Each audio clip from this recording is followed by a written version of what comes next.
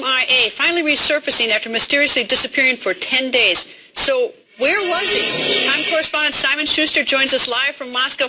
Simon, where was he? Well, the sad truth, Greta, is that we probably will never know.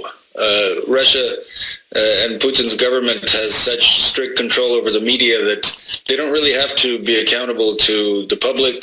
And the answer that Putin gave today was totally dismissive. He said, basically, I'm not going to tell you, and you can go ahead and gossip about it all you want. So what are the theories? That he was off with his girlfriend having their love child was one I read. Another was that he was sick. Another that he had plastic surgery. Am I missing any? Yeah, the plastic surgery one is probably the most popular among people who have heard of this. That has happened before, again, according to rumors and some Kremlin insiders, that he does Botox to keep his wrinkles away. But the majority of Russians really didn't know that he was missing, including some members of my family here in Moscow. They hadn't heard about it because they receive all their information from television. And on TV for those 10 days, they were showing canned footage of past meetings that he had had and passing it off as current ones. So most people just weren't really aware that he was gone. Right, let me turn to another question. There's a report that Putin says he was ready to put Russian nuclear forces on alert over the Crimea incident, which incidentally I think tomorrow is the anniversary, the one-year anniversary. But what can you tell me about that? Well, that was an alarming statement, certainly, but it was part of a pattern that we've been seeing over the past year, ever since the annexation of Crimea really brought tensions with the West to a head.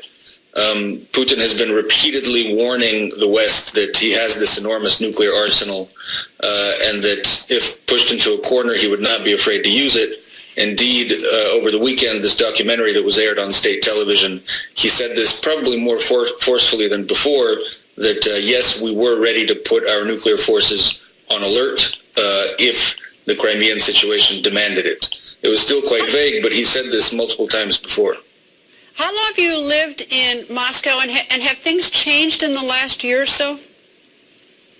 In the past year or so? Yeah, definitely. I mean, I think while the Moscow press corps and much of the public has been focused on Ukraine, focused on Crimea, focused on the conflict with the West domestically, Putin has been carrying out the most dramatic crackdown on free media, on the internet, on the ability of Russians to fund civil activism, to protest. Many new laws have been passed to restrict these kinds of freedoms. So the atmosphere here is a lot more grim than it was even a year and a half